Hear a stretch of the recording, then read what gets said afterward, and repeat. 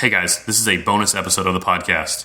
This weekend on Sunday, July 30th, is Toughest Mudder Atlanta on CBS.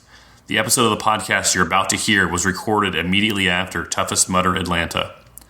If this is the first episode you've heard and you're finding us because of the TV show, welcome. If you heard this episode back when it first aired, you are welcome as well. Looking back on Atlanta now, it was the fastest of the Toughest Mudders. I say that now before Toughest Chicago has been held. Of the first 5, Atlanta had the most contenders, or people that completed 25 miles by far. If this is your first time listening to the podcast, I'd love to hear from you. willhicks@gmail.com or on Twitter @thewillhicks. Don't forget to watch Toughest Mudder Atlanta on July 30th at 1 p.m. Eastern.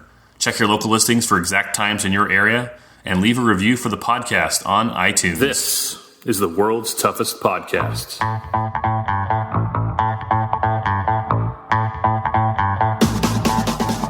Welcome to the world's toughest podcast, where we talk about any obstacle course race you'd like, as long as that's the world's toughest mudder. Each week we talk to members of the WTM community and share stories of success and failure in the single greatest event in OCR. My name is Will Hicks, and this is the world's toughest podcast.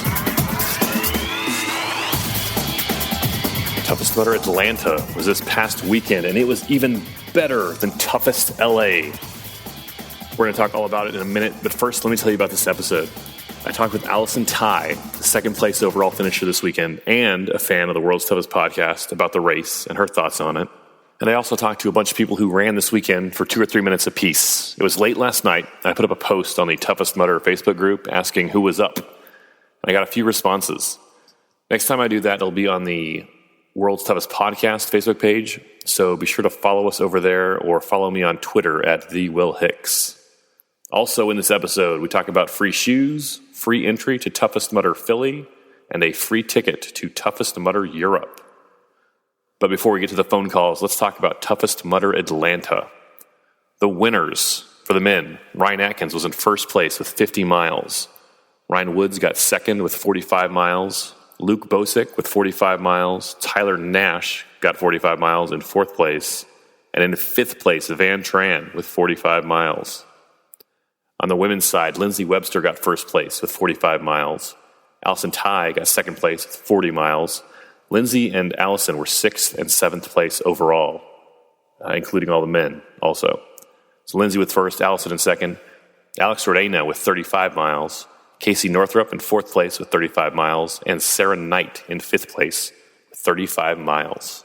So, for the elite contenders so far, to qualify as an elite contender, you need to finish in the top 5 at a Toughest Mudder event, which will qualify you as an elite contender for World's Toughest Mudder 2017. For the men, there are 9 elite contenders so far. Ryan Atkins, who qualified in LA and Atlanta, Chad Trammell, Glenn Race, Austin Azar, Mark Jones, Ryan Woods, Luke Bosick, Tyler Nash, and Van Tran. For the women, we've got 7 different elite contenders. Lindsay Webster, Sarah Knight, and Allison Ty all qualified in LA and Atlanta. Kayla Copeland, April Hartwig, Alex Rodena, and Casey Northrup are also elite contenders. As far as the contenders, those are people who have completed 25 miles or more at a Toughest Mudder. In Atlanta, 271 people out of 506 people qualified as contenders. So 54% of the field in Atlanta completed 25 miles or more. In LA, 153 people out of 336 people qualified as contenders, so 46%. So total contenders so far, 424 contenders out of 842 runners. A little bit more than 50% of people who have run Toughest Mudder have qualified as contenders. There's one other thing to consider as far as the elite contenders. They are chasing some bonus money over the course of the year for their performance at Toughest Mudder, or the Toughest Mudder series. The big prize is the $50,000 bonus at World's Toughest Mudder for the man who wins the race and completes 110 miles, or the woman who wins the race and completes 100 miles. And to qualify for that prize, you have to run the miles, but you also have to be an elite contender going into World's Toughest Mudder. The other bonus prize is a $10,000 bonus prize for the man or woman who put up the most miles over their top 3 Toughest Mudder performances. For the men, Ryan Atkins has 100 miles over 2 races, and Ryan Woods has 85 miles. For the women, Lindsay Webster has 85 miles over 2 races. Allison Ty has 75. Alex Ordania has 70, and Sarah Knight has 70. So that we'll have to see how it shakes out as the 4 other toughest mudder races come. We'll see how everyone performs there. 2 people we were expecting to see on the podium were Trevor Sykos and Stephanie Bishop, the reigning men and women's World Toughest Mudder champions. Trevor finished in 6th place for the men with 40 miles. Stephanie DNF'd after 2 hours with 10 miles. Those are the elites. They were amazing. And as usual, just this side of superhuman. Let's talk about the course. I want to talk about it in 3 parts: the terrain, the obstacles, and then other details. First, the terrain. Before the race, the course was described to me as having rolling hills. And while that's accurate, it wasn't how I imagined it would be. When I hear rolling hills, I think of The Sound of Music. Rolling hills. These were more the planet from Star Wars with the Ewoks rolling hills. There were lots of trees and running through the forests on the course with rolling hills through the trees. Indoor. The planet from Star Wars is called Indoor. I can hear you yelling at me through your cell phone, buddy.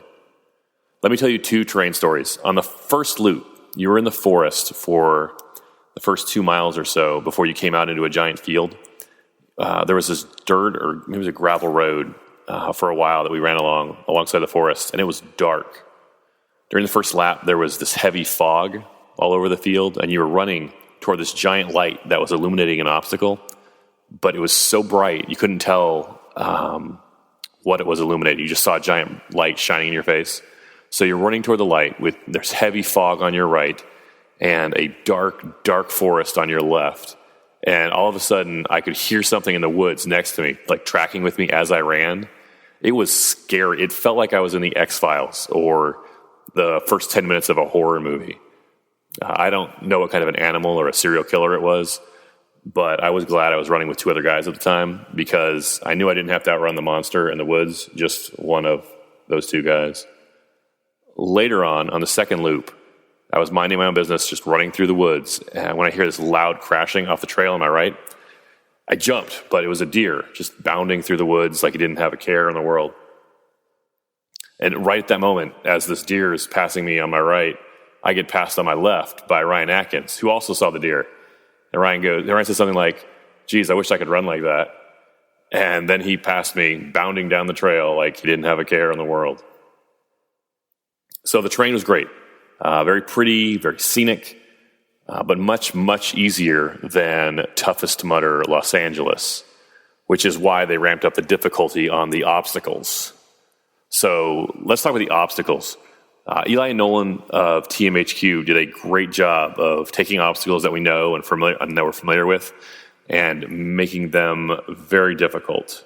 I want to briefly talk through the obstacles and then tell you about them. The first obstacle on Loop 1, again, just to review, there's 2 loops, 2 5-mile loops. You run the first loop from midnight to 4 a.m. and the second 5-mile loop from 4 a.m. to 8 a.m. On Loop 1, the first obstacle was Berlin Walls, and there were 4 of them. So first you went over the regular Berlin Walls, so 1, 2 Berlin Walls. Then they loop you back around, and you immediately go back over the 3rd and 4th Berlin Wall that were set up as the hero walls, which with the shelf coming out towards you, the 2-foot shelf. So you can't, it requires almost just a muscle up. It's a lot more difficult to get over the 3rd and 4th wall. Berlin Walls had a penalty option if you could not complete the obstacle. The second obstacle was Pyramid Scheme. It had the ropes thrown down that they've been using for the Tougher Mudder events. So it was not very difficult, but there was a penalty option if you could not complete it. Third obstacle was Devil's Beard, which seemed longer than usual. The 4th obstacle was Hold Your Wood. It was a log carry around a loop where you pick up the log, you walk it around, and then drop it off where you started. I'm glad they brought this back. I liked that they had Hold Your Wood, not because I necessarily liked the obstacle, but I'm glad that they brought it back kind of from the back wherever they store all the old obstacles, and just because it means they might bring back something else that they haven't used in a while. I was surprised that Crybaby only lasted a year. Crybaby was their tear gas kind of obstacle. The first time I saw Crybaby, I think it was in Temecula in California, and they had the volunteers wearing hazmat suits and breathing masks, and they had all this biohazard signage, and it was a scary-looking obstacle. It wasn't really that bad once you do it, but the mental part of it was pretty intense. So I like the fact that they're bringing back old obstacles that they can just, drop them in for one or two toughest events and then, retire them, bring them out of the vault, as Disney says with their movies. The fifth obstacle was Lumberjacked. It's 3 large trees, horizontal, about chest height, kind of like hurdles that you had to go over. The sixth obstacle was Bail Bonds. Bail Bonds was very similar to the giant tires they had at Toughest Mudder Los Angeles. You just kind of go up and over these round hay bales. It was actually a good obstacle. It was not that hard. It slowed you down, but it smelled good. It was soft. You could have taken a nap in there if you wanted to. Seventh obstacle was Block Ness Monster. Earlier on Saturday at the regular Tough Mudder event, there was a lot of talk about how deep the water was. They had the usual sign that said water is chest deep or waist deep, but people would jump in and bloop, go right underwater, and someone would have to pull them out. So there was a lot of talk about that, and I think during the afternoon, on Saturday afternoon before Toughest started, they removed some water because the water was it was a normal depth for the water, but it was very difficult to get out of the hole that they dug after you'd gone over the 2 blocks. They had ropes hanging into the water you could climb out of, but everything was so slippery it was tough to get a handle to get out of the water. Next obstacle was Skid Marked, with the wall that leans toward you, an inverted wall. And even that seemed harder than usual. I think it seemed like it was at a slightly different angle, like it was steeper to get up. It wasn't leaning down as far as it usually did. So I think they even ramped up the difficulty on that a little bit. Skid Marked had a penalty option. The 10th obstacle on Loop 1 was Kiss of Mud 2.0. Kiss of Mud is you're crawling under barbed wire. And like Tougher Mudder, they send you down one side, then you get up, stand around, turn around, basically go right back down the other side. You have to do it twice. In Los Angeles, you only had to do it once, but again, they're making you do a lot of these obstacles twice or on a higher difficulty level than usual. After Mud Mile was Prairie Dog. Prairie Dog, I hadn't done it before. I hadn't heard the name at least. It's very similar to Shawshanked or the first part of Turducken. You slide down a tube and just kind of plop out into the water. The 12th obstacle on Loop 1 was Mud Mile 2.0, and this one was a nightmare. Every time I came to this, I dreaded it. They've been digging these trenches so deep over the last year or so that you cannot, once you climb down into the hole, and you have to go up over the ridge and back into a hole and over the ridge and over the hole, you can't get out by yourself. You need at least one person to either boost you up or to pull you up. And now some people, like the smaller guys or maybe the stronger guys, can kind of scamper up. But for probably 85-90% of us, you need help to get out of them or just to complete the obstacle. And it was long. I didn't count the holes, how many holes you went through, but there were at least 10 per side. So you had to do 20, and it seemed like probably even more. I don't know. I should have counted them while I was out there. But it was a very difficult obstacle, and it was just like a time sink. Like, it took probably 20 minutes for me to get through it, and I'm average at best. I'm sure some people got through it faster, some people slower. I'm recording this on Tuesday, and I still have mud in my ears from Mud Mile. The 13th obstacle was Pitfall, which was walking through a big mud puddle with hidden holes under the water. And the last obstacle on Loop 1 was Everest, and Everest had the grappler option. You could throw a rope up and kind of pull yourself up the wall that way. There was also a penalty option for Everest. And then you'd get to the pit area, and then after 3:45 is when they opened the second loop up. The first obstacle on the second loop was Balls to the Wall, with a penalty option. Next was Augustus Gloop, followed by Operation. And Operation also had a penalty option. The fourth obstacle was Stage 5 Clinger. And here's another example of them increasing the difficulty level for Atlanta. In Los Angeles, you just had to go up the easy version of Stage 5 Clinger to complete the obstacle. In Atlanta, you had to do the hard version of Stage 5 Clinger, and then you had to do the easy version of Stage 5 Clinger. There was a penalty option if you could not complete it. After Stage 5 Clinger was King of the Swingers. It was the same setup as Toughest LA with the sideways cargo net to grab onto and a penalty if you couldn't stick the landing. Next obstacle is Arctic Enema, and this was the warmest Arctic Enema I've ever been in. Maybe it's just because of the time I went through, but there was not that much ice. It was actually refreshing. It was nice, and by the time I got there, the sun was up.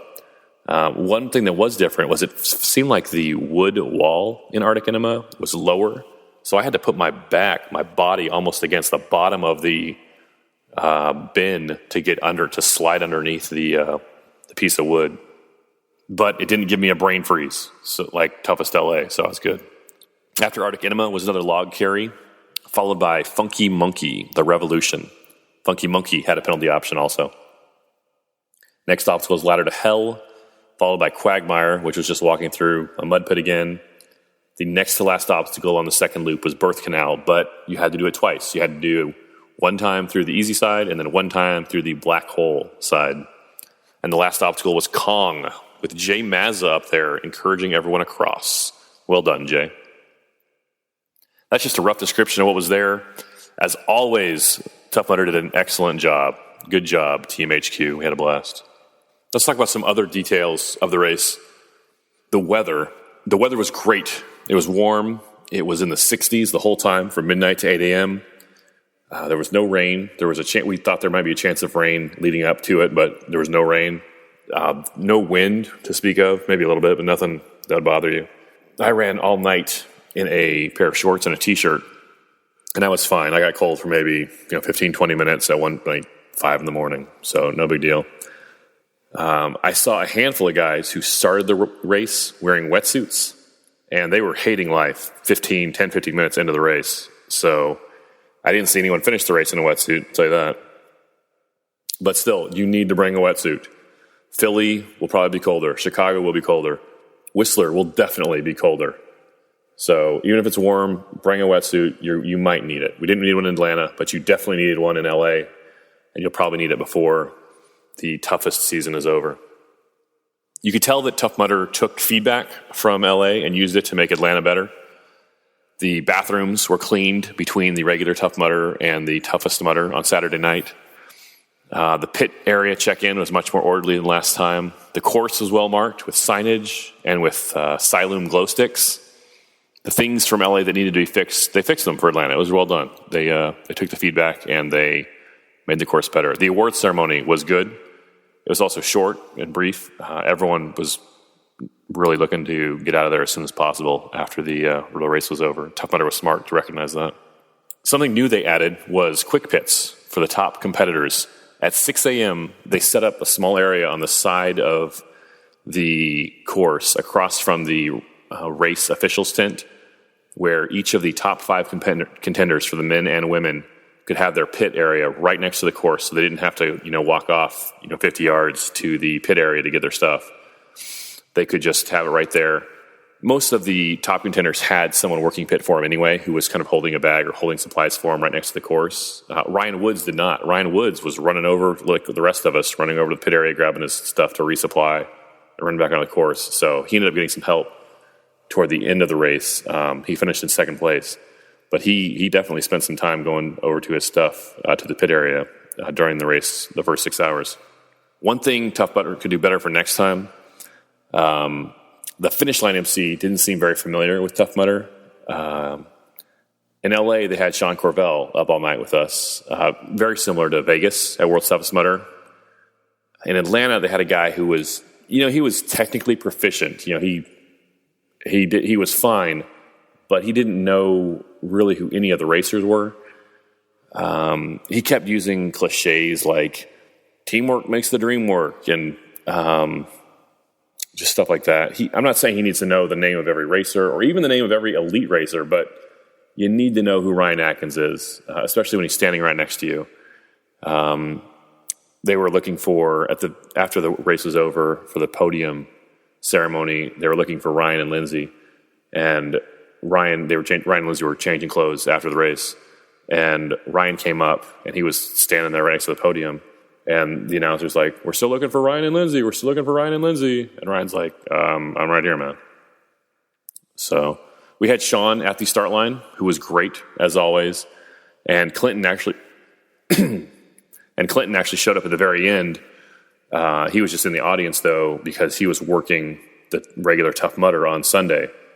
So I don't know how they can... I know it's tough to have Sean stay up all night and work all night Saturday night, and then all day Sunday. And I'm sure between Sean and Clinton, they could probably figure out a way to cover it. But that's one area that the race could be improved in. But that's the only real needs improvement feedback that I have. These events are great. I'm also going to do Chicago this year. But next year, I may just do all the toughest and take it easy on the regular Tough Mudder events, except for the ones that are, right in my neighborhood.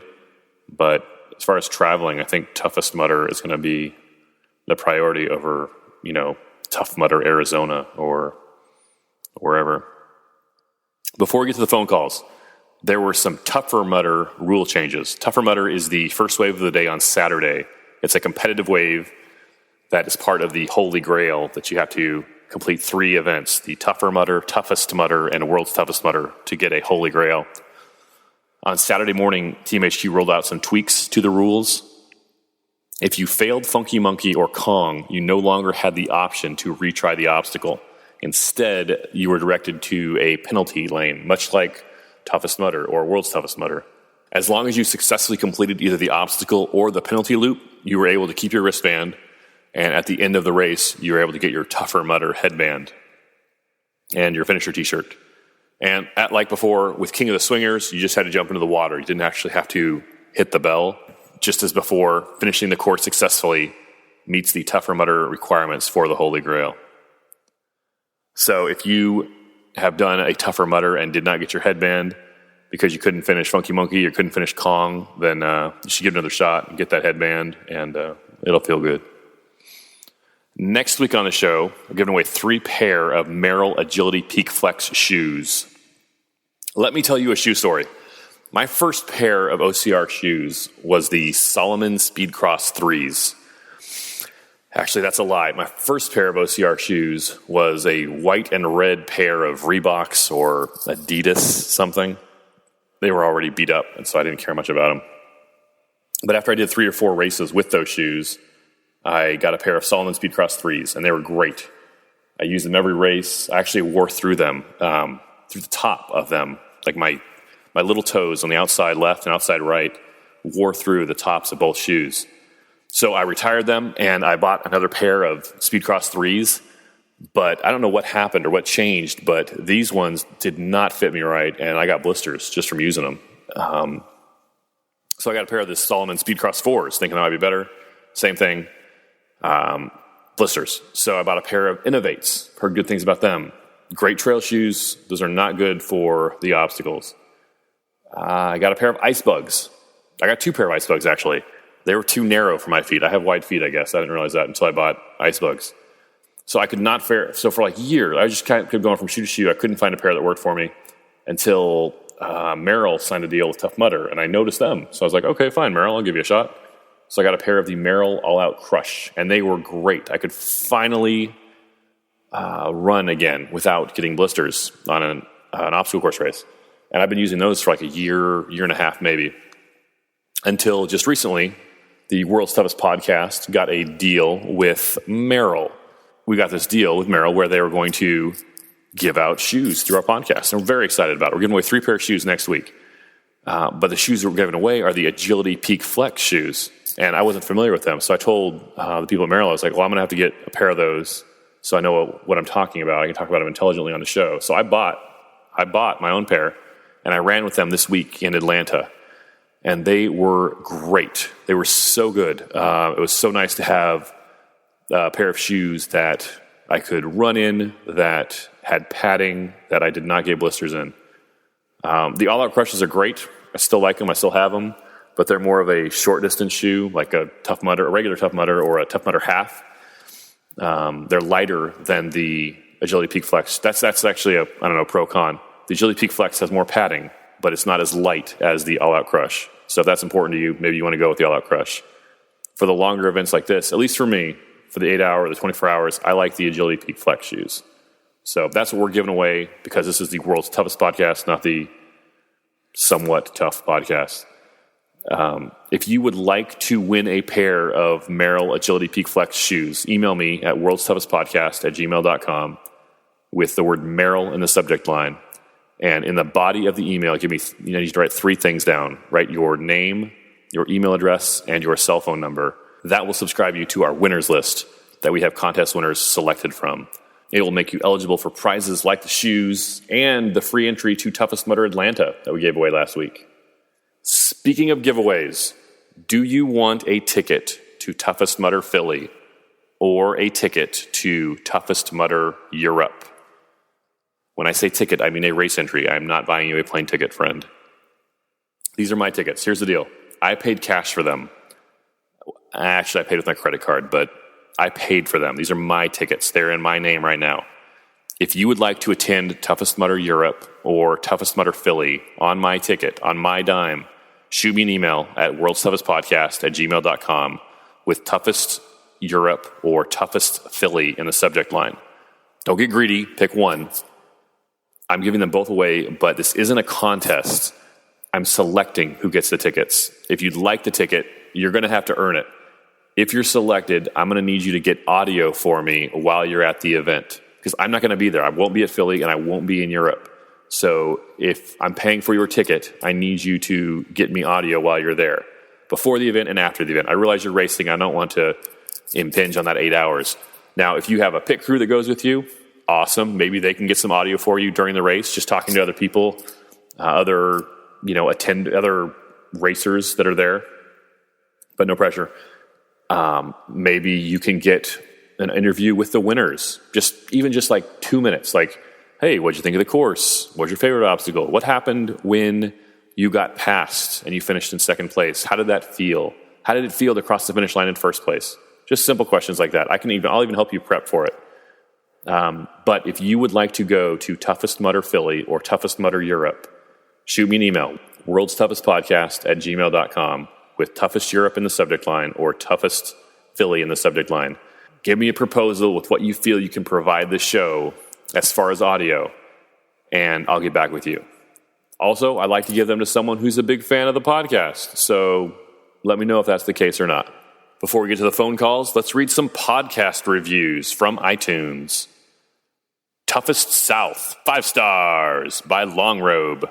Bobby Long from Asheville here. Saw you at Hold Your Wood at Toughest South on Loop 1 on Sunday morning. Yelled at you that I enjoyed your podcast. 5 stars. Truly enjoy the effort, enthusiasm, and your ability to realize when to ask questions and when to sit back and listen. 5 stars. Thank you, Bobby Long. Very kind. And then another review from Canada. No one loves EST. 5 stars by Dead Bunny Pilster. Love the podcast, full of great info and crazy personality guests that show you exactly how much of a global family the Legionnaires are.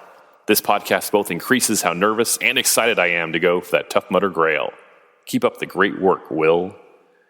Thank you, Dead Bunny Pilster from Canada. If you would like to leave a review for us, go to iTunes and search for Tough Mudder. We are the first podcast that pops up.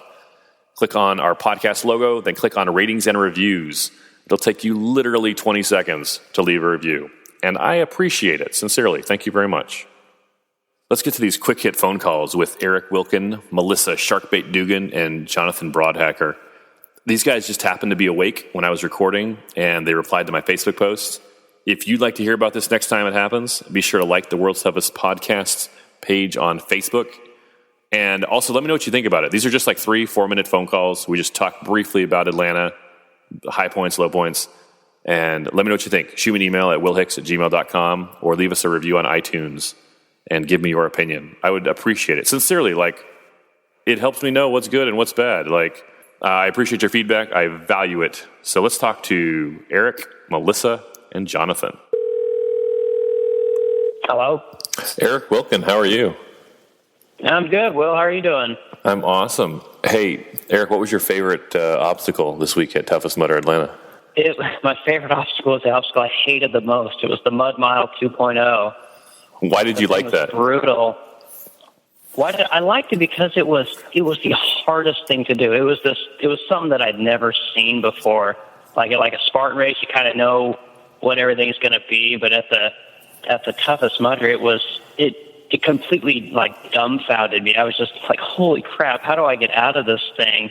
And you had to have other people around. I mean, there's no way you could do it on your own. I was so used to doing things on my own, so it was tough. Talk about how long. It was definitely my favorite obstacle. How long was that obstacle? It was. I bet it took me probably 10 minutes to get through it. But I mean, it was taking people, that long or even longer, because you had to go down probably 4 or 5 of these ditches and climb out of them, and it's just a slick, snotty mud you couldn't grab onto. I mean, you literally had to have somebody help you up, but then you had to go all the way back around and go through another loop of it. So people were saying it was like a double mud mile. Like I said, I've never done one before, but it was wicked. It took at least 10 minutes, if not longer. How many miles did you get done? I got 35 miles in. If I got through Mud Mile in 10 minutes, I would have been thrilled. I think it probably took me at least 20 every time I came to it. You're right. That obstacle was insane. It was awful. It was so awful. But by the time I was going through my last loops, I could get through it all on my own, because there were so many little crevices dug into the mud and places where you could actually get your knee, or you could jump up because so much of the water had splashed out, or people had carried the water out of the obstacle on themselves, that you were kind of able to get through it. But it was tough. good on Tough Mudder. That was very impressive. That was your first Tough Mudder you've run? That was the first one I ever run. Yeah, I was incredibly impressed. I mean, their course design was amazing. Their routes were amazing. Their obstacle design is far and away the best I've ever seen. So if they keep doing this kind of stuff, I mean, the other race series are really going to have to step it up. What did you think about King of the Swingers? I loved King of the Swingers. That was definitely one of my favorite obstacles. I got through it every time, which I didn't expect to be able to do, but it was intense. By I think the third time I went through it, the cable was so slick that literally you just put your feet on there and you grabbed a hold of it and it just slid right down, and there was no friction because it was so muddy and messy. But that was epic. What's your best story from the weekend? My best story from the weekend. Oh, this is great. Okay, so my girlfriend was my pit, and we kind of picked a spot that we thought would be good to exchange things in a hurry after each loop, and she was talking to this woman like the whole race, and she's just talking about things they're talking about, and her husband was running, and he kept coming through, and he was like 2 loops ahead of me, or maybe it was 1 loop ahead of me. And we got to talking about it. And at the very, very end when we're walking out, I'm like, I wonder if that guy was Evan Perperis. And she's like, yeah, it was Evan Perperis' girlfriend. Like, oh man, I kept missing him. So I never got a chance to say hi to that guy. I've never actually met him before, but they were talking the whole time, and she didn't know who he was. I really wanted to meet him, so it was like, oh man, I missed my opportunity to say hi to him. Evan Perperis. I got a pretty good laugh out of that. He hosts a podcast called the Strength and Speed Podcast. He's actually written a book about obstacle course racing. He's pretty well known in the greater OCR community. Yeah, well, I really wanted to meet him, but yeah, he really is one heck of a runner. So I think he got like 10th or 11th maybe. Well, Eric Wilkin, thanks for your time. Hey, no problem. Well, good to talk to you, and have a good week. Hey, Melissa Dugan, how are you? I'm good. How are you? Melissa Sharkbait Dugan, as you're known. Yes, and now I have a shark sign. I got to take the shark sign. Did you take that home with you? Well, Joe Perry got it for me. I got Nolan's approval at the end of the race, and Joe went out and did a Sunday Fun Day, which I did not do. So I asked him to pick it up for me, and he did. I think you'd have taken that home with or without Nolan's approval. Yeah, but it's always... Sometimes, it's ask for forgiveness before permission, but I knew I'd want to display it. And I didn't want to not be able to share it with people because it was on display. So that was a little different. Tell everyone how many miles you got this time. 25 again. Congratulations. Yeah. I'm currently icing my IT band. It is not happy. What was your favorite obstacle at Toughest Atlanta? I liked Mud Mile. It was a time sucker, but I actually really enjoyed it because it was deep enough to make it challenging for one person. But like, if you got a good rhythm with someone, it wasn't like me and Sarah Watson. I push her up and over, and then she would grab my hand, and literally as she slid down the other side with her body weight would pull me over. And it was just this constant motion, and it was really fun, and it was really muddy. It was really good. That was your favorite? That was probably my least favorite obstacle. I mean, it was a time sucker, but it was good to break up the running because there was a lot of running. What was your least favorite obstacle? I got really pissed off at Funky Monkey, and that's usually my favorite. I wasn't expecting the dew with the humidity. So like the first go round, I got to the second wheel and I started yelling, "Why is it wet?" Because I'm like, and I started yelling at the volunteer, "Who the hell went through this with wet hands?" And he's like, "Nobody, it's the humidity." And I freaking slipped off and I was so mad. But, and the new Berlin walls are, it's okay. It's not as bad with, help, but with the ledge, it's really difficult. It's a lot of upper body. It wasn't just the new Berlin walls. They also sent you through the old Berlin walls first. Yeah, and you know what? I was wondering how Tough Mudder was going to, how are you going to try to compare different venues? Like LA, it was so hard with those hills.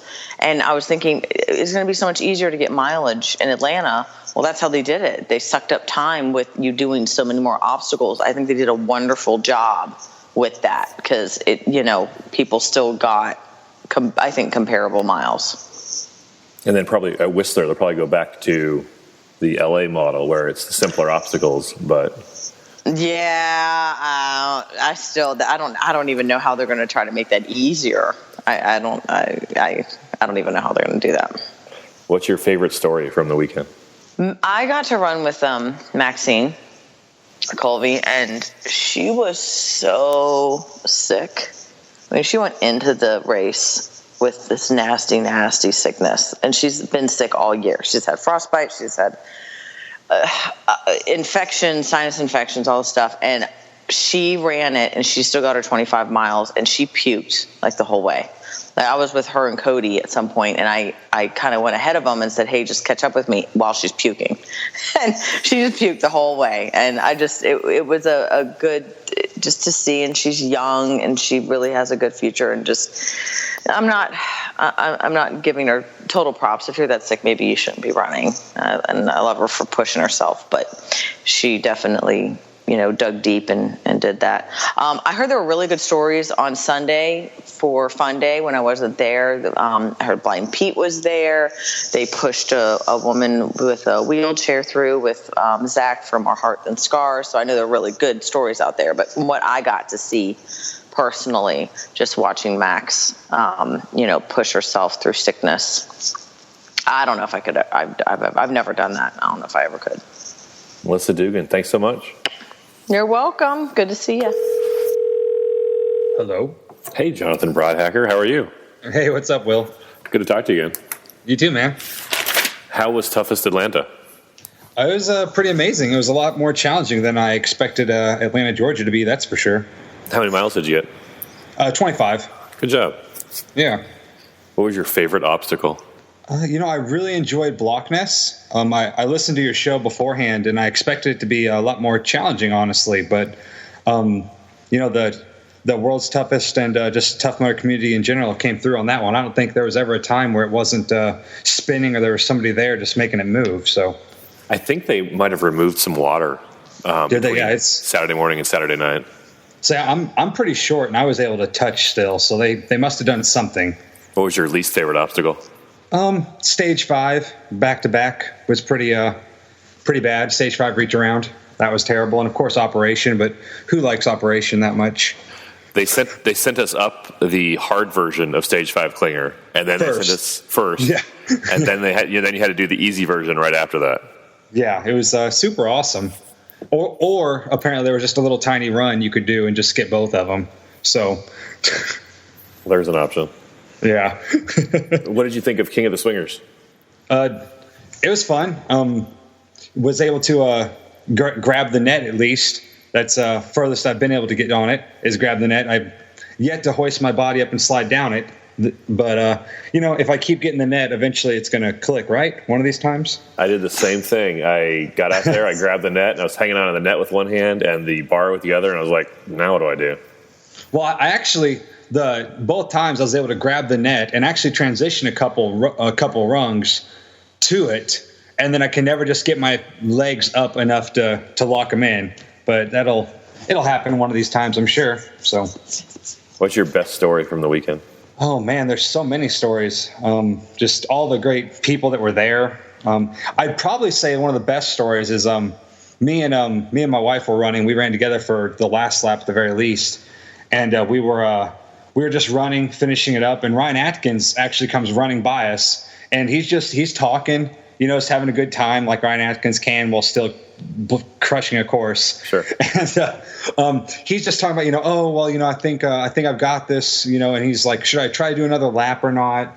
Is it a good idea? And a bunch of us around him are just like, you've got plenty of time. Prove him wrong. Because I think by the time he was going to finish, he was going to have maybe, 45 or 50 minutes left before, 8:30 cutoff time. We're like, no, just do it. You can do it. Got to prove him wrong. Get that last lap in. And he's like, no, I think you guys are right. I'm going to. And just kept running off. And then I never saw him again. But I guess he did because he got to 50 miles. And that was he was at 45. That was really funny because at the start line, Nolan from Tough Mudder headquarters, he said to everybody, the start line is going to close at 7:45 because it's humanly impossible to get a lap done in 45 minutes. Exactly. And everyone kind of chuckled like, ha, ha, ha, does this guy not know who Ryan Atkins is? Right. So did you I never heard, do you know what he ran that last lap in, like officially, like what his time was? You know what? I do not know. He didn't start until almost 7:45, so it had to be just something ridiculous, right? Oh yeah, he did something similar in Los Angeles, but the course was a lot flatter in Atlanta, and I think the obstacles closed after 8:00. I did hear almost all the obstacles closed at 8:00. So I guess that would have made it a lot easier. But especially because the reason the course was so difficult in Atlanta was like going up Stage 5 Clinger twice. Sure. Or going through Mud Mile twice. Mud Mile twice. Another fun part of the course. Oh, that was ridiculous. Yes, it was. How'd you end up doing, by the way? I meant to ask you. I got 20 miles. Nice. Yeah, it was my own fault. I dogged it on my third lap, but I'm going to Chicago. I'll get my 25 there. So. Oh, sure. Unless they do another sprint lap like they did in Georgia for us. See what happens. All right. Well, Jonathan, thanks much. Hey, no problem. Anytime, Will. Thanks for talking to me. Allison Ty. Hey, how's it going? Good. How are you? Good, thanks. Hey, thanks for taking the time. I appreciate it. Yeah, no, thanks for having me on. I've listened to your show since it started coming out, and I just love it. You've got a great voice for radio, and you always have really good content. And the Toughest Mudder community definitely needed a podcast. So I have a face for radio as well, so it works out. Nice, I like it. So, Allison Ty, tell me about Toughest Mudder Atlanta. It was a tougher race than I thought, because just looking at the elevation profile, I think a lot of us were like, oh, we're going to have so many more miles than we did in LA, just because the terrain is so much more runnable. And it was great, and it was a fun race, but it was tougher than expected. They really kind of stacked the obstacles. When you went over the reach around or whatever, it was always doubles, and as you know, they'd send you back through. So I think they really balanced it out in terms of just kind of upping the ante on the obstacles. And my goodness, that pitfall with all the mud pits. The Mud Mile. That was, was it Mud Mile or was it Pitfall? The one with all the holes in it. That was Mud Mile. I guess Pitfall was like a puddle we kind of walked through. Yeah, but kind of on steroids. So it was a lot harder, obviously, when they make the pits deeper and you're trying to like muscle your way out of a slippery basin full of mud. So yeah, they definitely made it harder. But as always, I just love the people that come out in the community, and it was a great race, lots of fun obstacles, and just an event like nothing else, really. Did you have a favorite obstacle? You know what? I really liked hang time this time. I tried to really, really work on my jump to get out to that first bar, because in LA I couldn't even reach the bar. And so I really worked on just kind of extending through the jump and getting the bar. So I'm not sure if it was slightly closer than it was in LA, the first trapeze bar, or if, I just worked on my technique enough that I could actually reach it. But it was challenging, but it was a really fun obstacle, and I just like how dynamic it was, right? So you're talking about King of the Swingers with the cargo net? Yeah, that one. So I'm not a lover of that one, because I used to hate the fact that you hit the bell and then fall in the water. Sure. And I would almost never hit the bell. So I really like this one because you have the opportunity to stay dry, and just the combination of different factors: catching the bar, swinging on the bar, catching the cargo net, climbing up the cargo net, and then traversing down the line at the end. It just has those different elements. It's a really, really neat obstacle that just kind of combines a bunch of different techniques. Were you able to nail it, to complete it? I did, yeah, except for one time I didn't actually catch the net.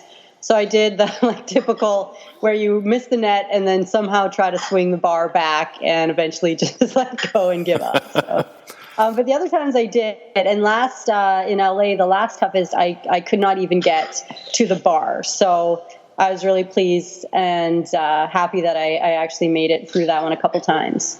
In LA, you almost had to get a running leap to get to it. Was the bar farther away, or is that just in my head? No, I think it was.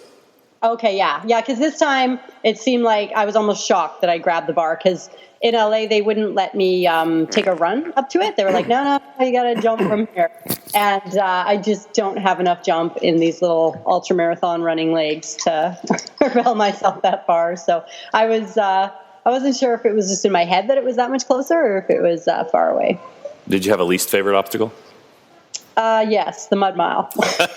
Definitely my least favorite. It was just so tough. And I was actually just crushed, because the last time that I went through it, I was like, thank God it's the last. I had, my fingernails were peeling off, and, I was just exhausted. And it was my last time going through. And as I got into the pit, they were like, sorry, my daughter's in the background. They were like, yeah, and now this obstacle is closed. No. So I was the last person through it. And by that time it had almost cleared out. So I had to do the whole thing by myself. And it was a lot easier, I think, working as a team to push somebody over and then they drag you over, rather than just trying to claw your way up and up. So yeah, that one, it was good because it was so challenging and so exhausting. But it was one of those, it's just a grunt, and you just make it through any which way that you can. I don't know what it was about that obstacle, but it was emotionally draining too. Yeah.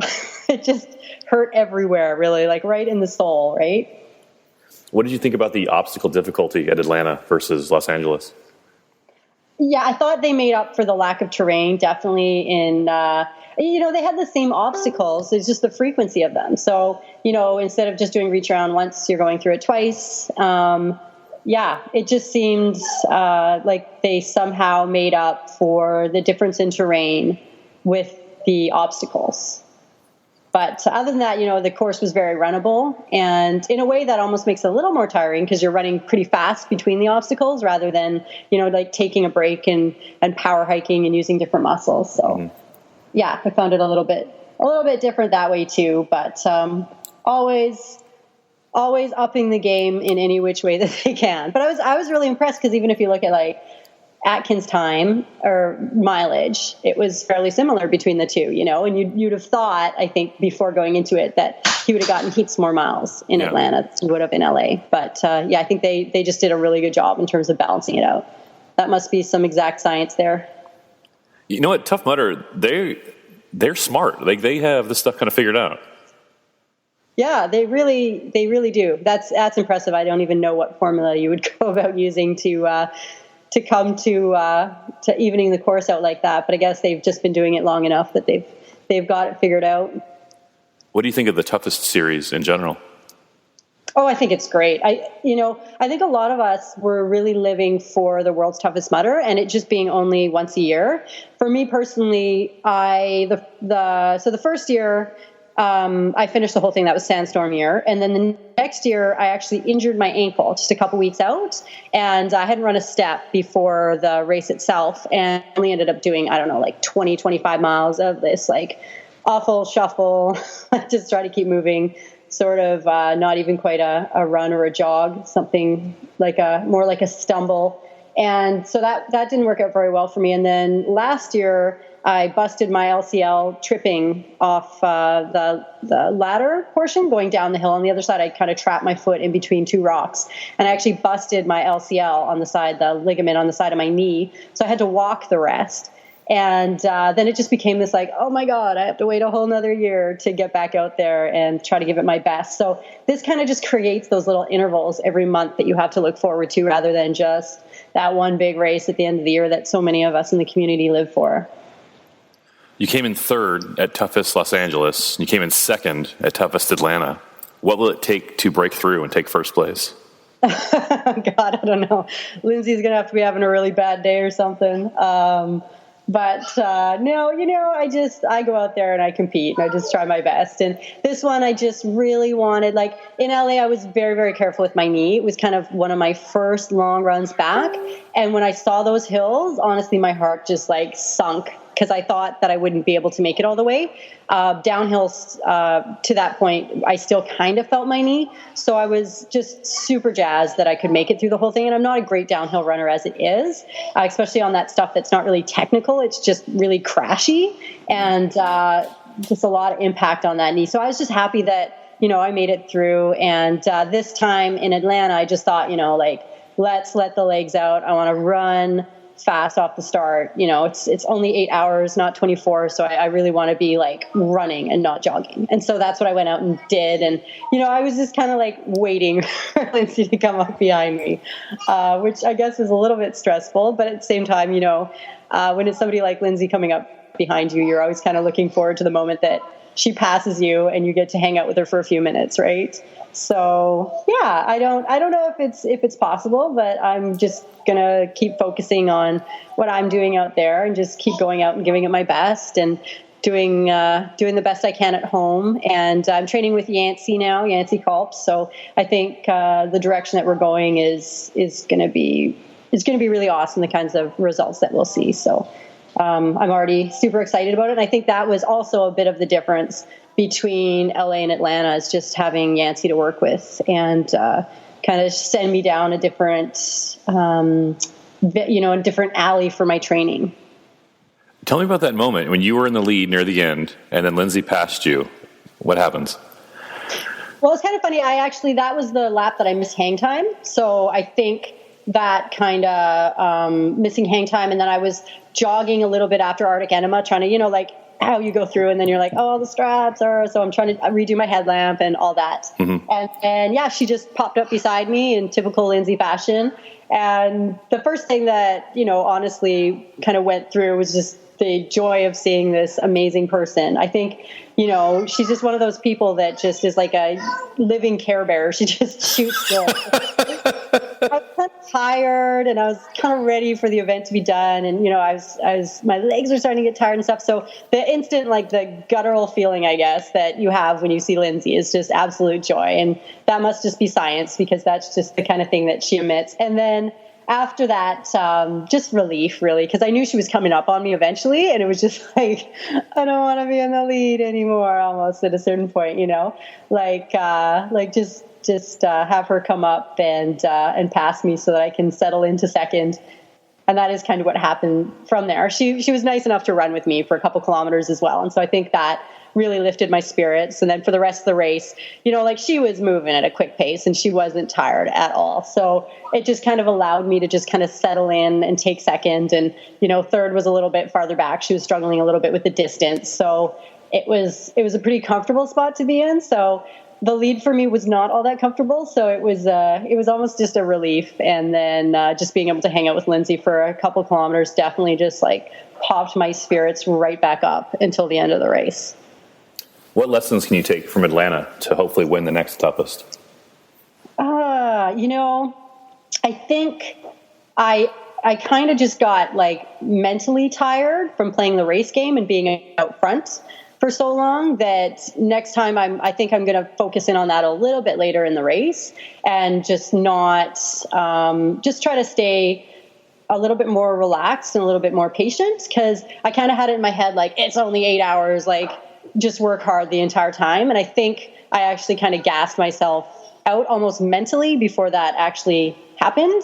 And in a way, that's why I was just so relieved and so happy that Lindsay moved into first, because I was just like so mentally and emotionally exhausted from taking the lead. So I may actually just hold back a little bit and delay moving up as much as I can, just to kind of save my mental strength until the end.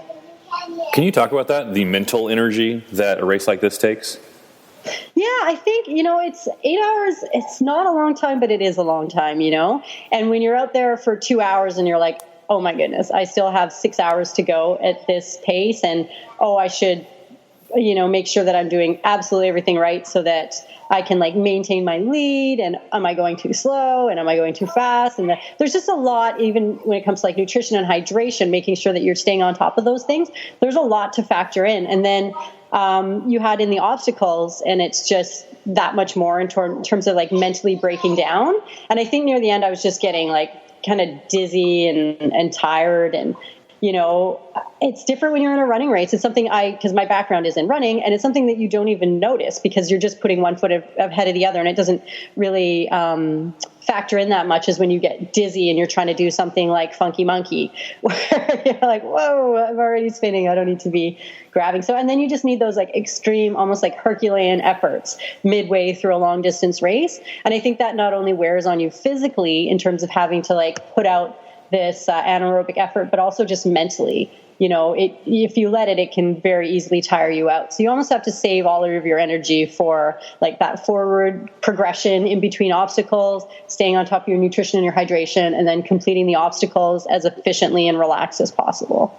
The women's field included Stephanie Bishop, Lindsay Webster, Sarah Knight, Alex Sardagna, among others. How did it feel racing against so many strong women? I think it's awesome. Really, just having seen the sport progress since when I started in it years and years ago. It's just amazing the level of competition and the people that we're drawing into the sport, and just having, especially at a Tough Mudder event, having all of these big names and just amazing athletes to compete with was just phenomenal. And it just continues to grow and continues to attract these kind of athletes. But I think what's really, really special about just the sport in general, but especially Tough Mudder, is just the caliber of people that this sport attracts. As much as it's it's a race and it's a competition, it really is this just intense level of camaraderie, and the people that are attracted to this sport for whatever reason are just amazing. And so even just to be able to, run out there for 8 hours and kind of push ourselves to exhaustion with a bunch of these ladies that are not only phenomenal athletes, but phenomenal people, I think is really something special and really something unique to this sport, and particularly Tough Mudder. It's something that they've always been really forward about building. So why do you think that is? Because that's true. It seems to, Tough Mudder, OCR in general, and Tough Mudder in particular, seems to attract quality individuals to compete in their events. It's funny. I'm not really sure. I mean, obviously Tough Mudder has made that a big part of their mandate and a big part of who they identify as a company from the very beginning, in terms of just really pushing the camaraderie and the community aspect. But it definitely goes beyond that, just in terms of people being drawn to the sport. And I don't know if it just takes some humility to crawl through mud pits and, fall on your face repeatedly into the water when you miss the transition on Funky Monkey or whatever it is. But I don't know. And maybe just the community breeds more people like it. People come that are just awesome, cool people, and they are just around a whole bunch of like-minded individuals. And I think, too, we have kind of a little, almost a taboo in our sport against people that are super arrogant or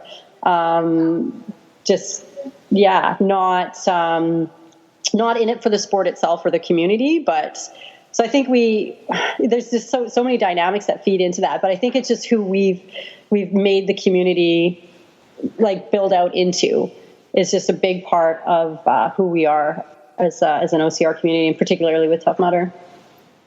You placed second among the women, but also seventh overall. there were 506 people and 409 men, and only 6 people finished in front of you. How does that feel? That actually was a surprise to me because I had zero idea. But I'm blaming that one on Lindsay for chasing me for like 6.5 hours. That's just the fear of running from Lindsay. But the cool part about that is sometimes in Spartan race, you'll find that women end up coming, a similar finish time as the men, but we're also carrying lighter things. But in Tough Mudder, that's not the case.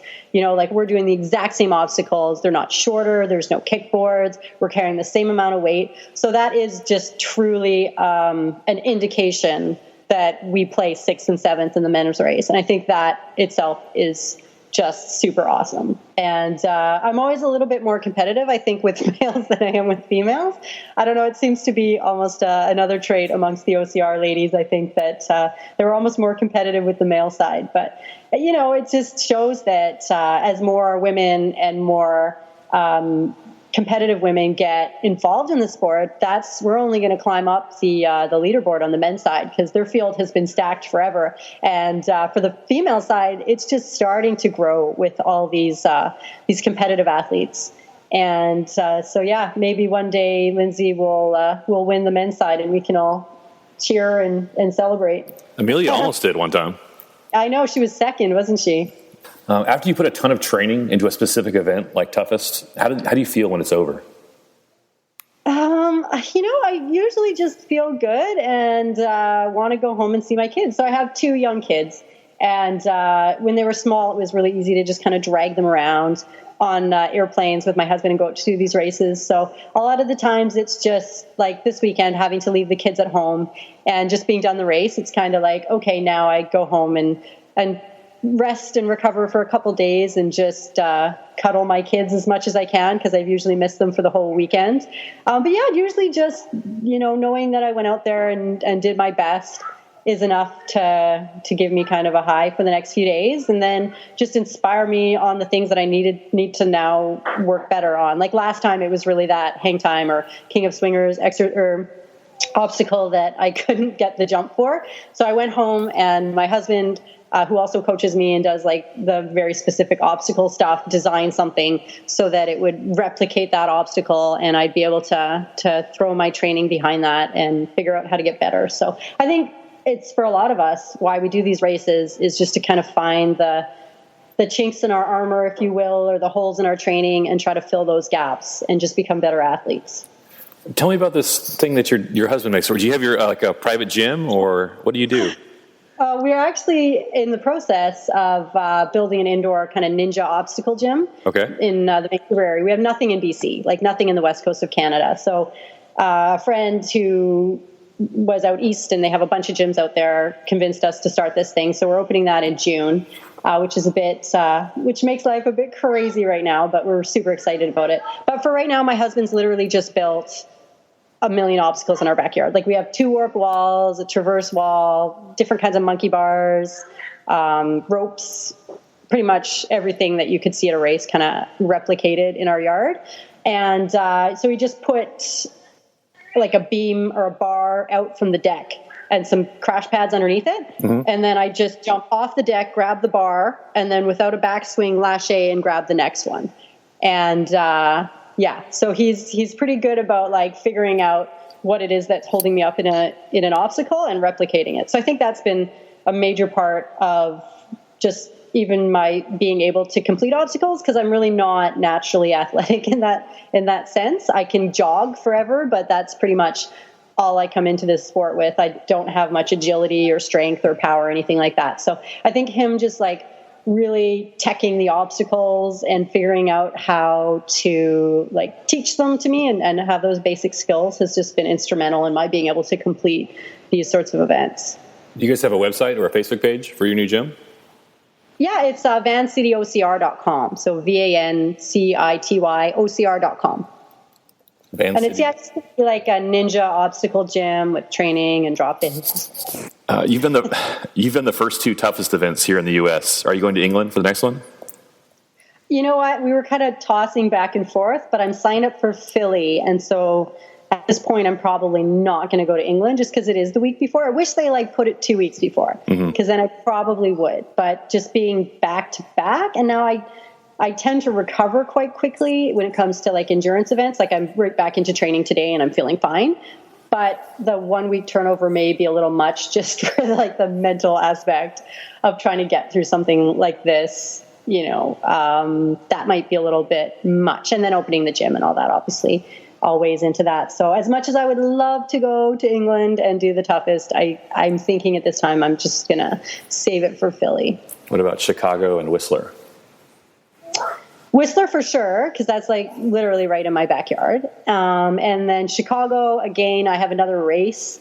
Their survival race is happening. The one Fuego y Agua in Nicaragua. They're actually doing one in Squamish, which is just by Whistler there. So I'm signed up for that. So I'm probably, I'm trying to figure out really what's happening with Chicago still. But I really would love to do all of them, especially just the North American circuit. But so you're one of 7 women who have qualified as an elite contender for World's Toughest Mudder 2017. Will we see you in Vegas this year? Oh my gosh, absolutely. I bought my ticket the day after. I think, especially if you, I had that bad fall and the injury and I ended up just limping my way in. I think even the next day I was like, oh my God, it's 364 days away. How am I going to survive this 364 days before I get to be able to get back out there and do it again? So I'm absolutely going to be a World's Toughest this year. And I'm just hoping it all fits together, with a race, especially of that length. It's just so many factors that go into it. And I'm just hoping that this year will be a lot smoother than the last couple of years. In 2014, you finished in second place. In 2016, you finished 7th. What are your goals for this year? Podium would be nice. It depends who shows up. But I think it would be really cool for the ladies to hit 100 miles this year. And I think that depending on the course and the obstacles, that it's definitely possible. So I think one of us should go for that, and the rest of us at least should push each other to that. And we'll just see where everybody ends up at the end of the day. Allison Ty, is there anything else you want to say?